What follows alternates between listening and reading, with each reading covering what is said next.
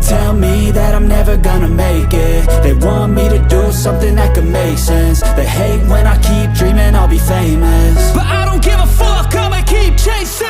I got all this potential that's deep inside of me, but they hate when you're successful cause they try to be. They sit there being judgmental because you're trying things, and they just want you to settle and do the right thing. So get a good job, don't slack off. Wake up every morning, make a good impression on your boss. Don't do anything that I wouldn't do, and when you're making money, make sure you don't spend it too soon.